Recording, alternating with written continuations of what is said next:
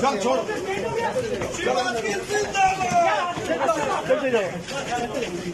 गिल साहब कोई शर्मिंदगी है आपको? गिल साहब ये बयान आपका अपना था इमरान खान का। गिल साहब बयान आपका अपना था इमरान खान का बयान था। गिल साहब बयान आपका अपना था इमरान खान का बयान था। गिल साहब कुछ कहेंगे क्या? आपको शर्मिंदगी है? गिल साहब आपको शर्मिंदगी है? गिल साहब आपको शर्मिंदगी है अपने बयान पे? छोटे मेरे बयान में कुछ ऐसा नहीं गलत के जिसको शर्मिंदगी है।